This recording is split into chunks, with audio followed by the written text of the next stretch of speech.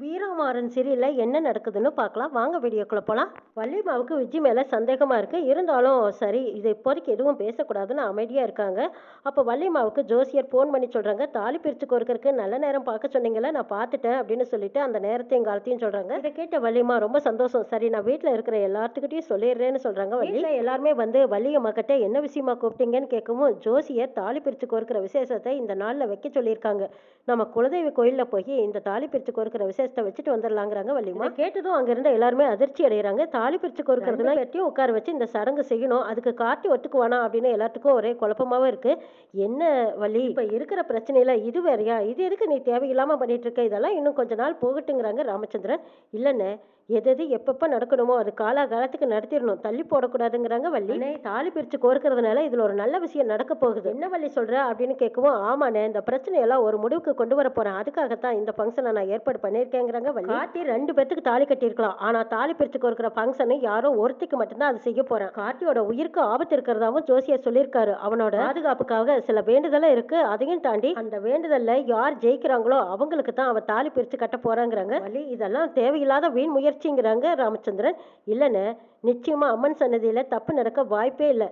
யார் உண்மையான பொண்டாட்டியோ, கார்த்திக்கு உண்மையான பொண்டாட்டியோ அந்த அம்மனே தீர்மானிக்கட்டுங்கிறாங்க வள்ளி. வீரா, கண்மணி இவங்க எல்லாருமே அதிர்ச்சி அடைகிறாங்க. இருந்தாலும் பிருந்தா கார்த்திவே பாக்குறாங்க. கார்த்தி பேசாம அமைதியா நின்றுட்டு இருக்கும் போது விஜி சொல்றாங்க, ஆமா சித்தி, ஊர் அறிய மச்சான் என்னமோ என் கழுத்துல தானே தாலியை கட்டினாரு. அந்த ஊர் சனமெல்லாம் எனக்கு சப்போர்ட்டா அங்க நிக்கத்தானே செய்வாங்க. எனக்கு தான் தாலி பிரிச்சு கோர்த்து கட்டணும், இந்த முறையெல்லாம் எனக்கு தானே சித்தி முறையா செய்யணும்னு கேக்குறாங்க விஜி. எல்லாரும் முன்னாடியும் கார்த்தி மச்சான் என் கழுத்துல தாலியை கட்டி முடிச்சதுக்கு அப்புறம் இதோ இங்க நிக்கிறாளே இந்த பிருந்தா, இவளை அடிச்சு வெளியில துரத்தி விடுங்க சித்தி.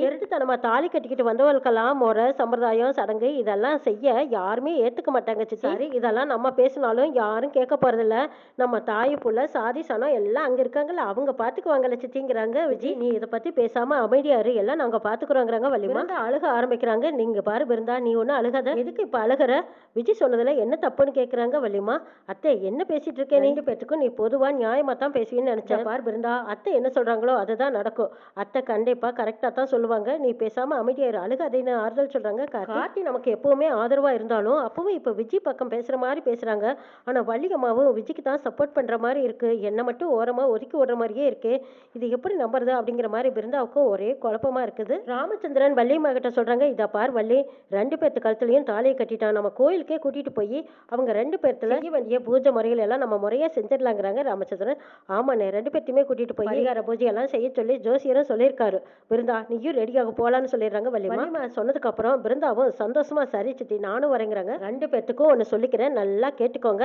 அங்க கோயிலுக்கு போய் பரிகார பூஜைகள் செய்யணும். அதுல யாருக்காக செய்யற அந்த பரிகார பூஜையில எந்த ஒரு குளறுபடியும் வராம நல்லபடியா செஞ்சு முடிக்கிறீங்களோ அவங்க கழுத்துல தான் கார்த்தி தாலியை கட்டணும். முதல்ல நீங்க காதுல வாங்கிக்கணும் சரியா அப்படின்னு வள்ளிமா சொல்லவும் பிருந்தாவும் விஜயும் சரி சித்தி. வள்ளிமா சொன்னதை கேட்டுட்டு இருந்தா மாறன் வீரா கிட்ட சொல்றாங்க, ஆமா என்னது அத்தை கோயிலுக்கு கூட்டிட்டு போய் விஜயும் பிருந்தாவையும் போட்டி வச்சு ஜெயிக்கிறது யாரோ அவங்க தான் கார்த்தியோட பொண்டாட்டின்னு சொல்ற மாதிரியெல்லாம் இருக்குங்கிறாங்க. வள்ளிமா சொல்றாங்கன்னா அதுல நிச்சயமா ஏதோ ஒரு காரணம் இருக்கும், நீ பேசாம அமைதியா இருங்கிறாங்க வீரா. வள்ளி நீ எது செஞ்சாலும் சரியா தான் இருக்கும், சரி எல்லாரும் கோயிலுக்கு போறதுக்கு தயாராயிருங்கன்னு சொல்றாங்க ராமச்சந்திரன். விஜய் அதுக்கு முன் ஏற்பாடு பண்ணி வச்சிடறாங்க. கோயிலுக்கு போய் செய்ய வேண்டிய பரிகார பூஜைகள் எல்லாமே எனக்கு ஈஸியா இருக்கிற மாதிரி தான் நான் செட்டப் பண்ணி வச்சிருக்கேன்.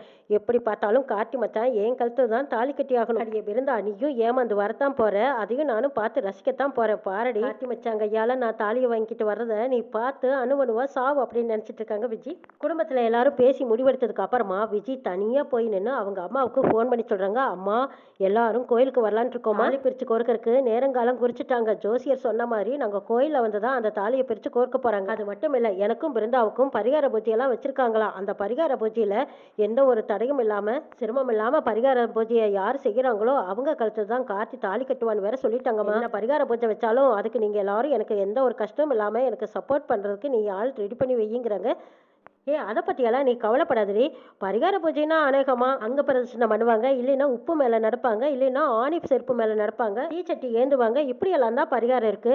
சரி இது எல்லாத்துக்கும் உனக்கு எந்த ஒரு சிரமம் இல்லாத மாதிரி நான் ஏற்பாடு பண்ணி வைக்கிறேன் சரியா அப்படின்னு விஜயோட அம்மா சப்போர்ட் பண்றாங்க. ஆனா எப்படி பார்த்தாலும் நான் தான் அம்மா ஜெயிக்க போறேன், நான் தான் கார்த்தி மச்சானோட பொண்டாட்டி, இந்த குடும்பத்தையே ஒரு ஆட்டு ஆட்டி வைக்க போறத உறுதிமா. நாம நினைச்சதெல்லாம் நடக்கணும்னா நான் இந்த பூஜையில கலந்துக்கிட்டு கார்த்தி மச்சான் கையால தாலி வாங்கி கட்டிக்கிட்டுனா தான் நான் தான் இந்த இடத்துக்கு திரும்பவும் வந்து உட்கார முடியும், என் ஆட்சி நடக்குங்கிறாங்க விஜி.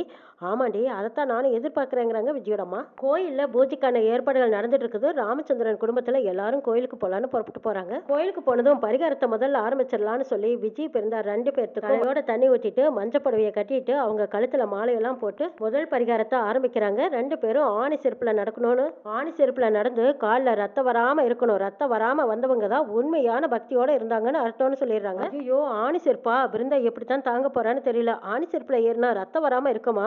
அச்சோ, கண்டிப்பாக வந்துருமே, இப்போ என்ன செய்யறதுங்கிறாங்க வீரா. ஏய், நீ ஒன்றும் கவலைப்படாத, விஜய் ஏறுறது தான் ஆணி செருப்பு. பிருந்தா நடந்து வர செருப்பு ரப்பர் செருப்பு.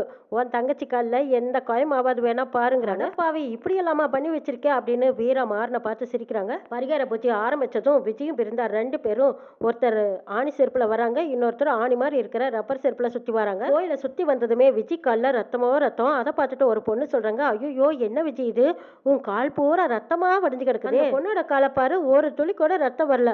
அப்போ அவதான் உண்மையா பக்தியா இருந்திருப்பா போல இருக்குங்கிறாங்க. விஜய்க்கு அப்பவே முகமெல்லாம் மாறிடுது. ஐயோ, அவளுக்கு மட்டும் எப்படி ரத்தம் இல்லாம இருக்கு, நம்மளால காலை கீழேயே உண முடியலையே, தேவையே இல்லாம இந்த பரிகார பூஜைக்கு ஒத்துக்கிட்டது தப்பா போச்சேன்னு நினைக்கிறாங்க. பரிகாரத்தை பாதியிலேயே நிறுத்த சொன்னாலும் அதுவும் தப்பா போயிடும்.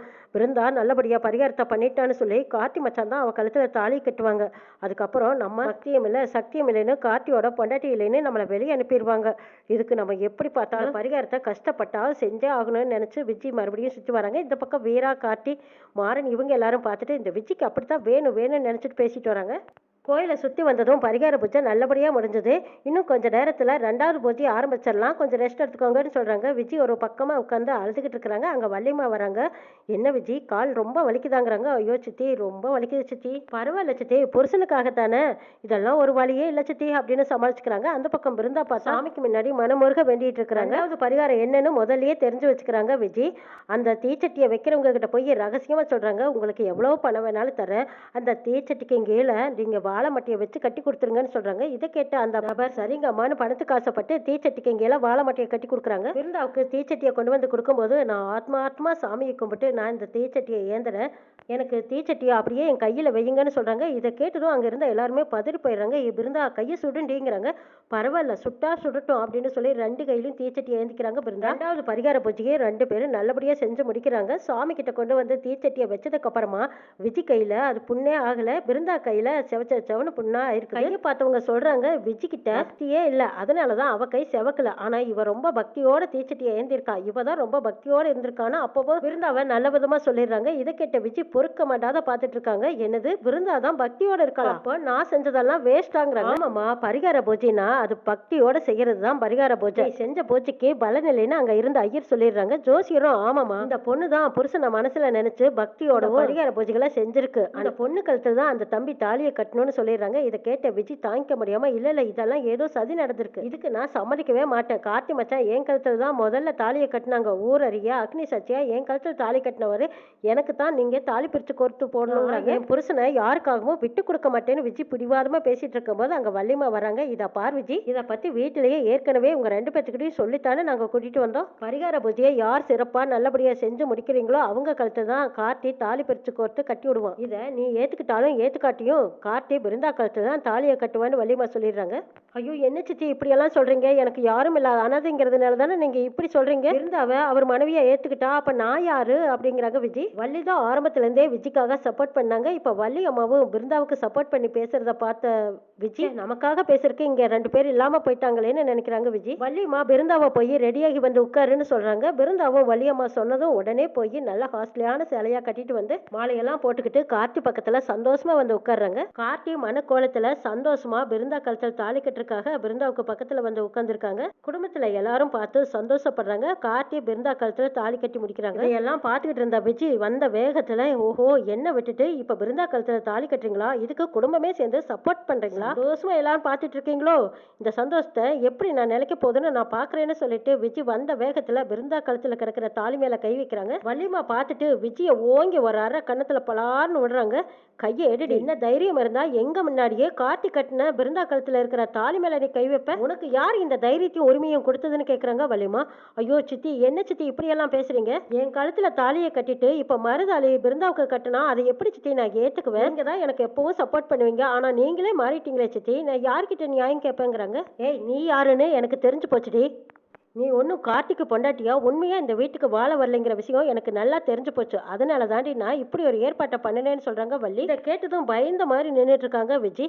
ஐயோ சித்தி, என்ன சித்தி இல்லாதும் பொல்லாதும் பேசிட்டு இருக்கேங்கிறாங்க. இதை பார், மறுபடியும் என்கிட்ட அற வாங்கிக்காத, பேசாம ஓரமா போய் நில்லு. இனிமே கார்த்திக்கு பொண்டாட்டினா அது பிருந்தா மட்டும்தான். உனக்கு அந்த வீட்டில் வந்து இருக்க இஷ்டம் இருந்தால் இரு, தாலியை கழட்டி கொடுத்துட்டு ஊர் பக்கம் பார்த்து நடைய கட்டுன்னு சொல்கிறாங்க வள்ளிமா.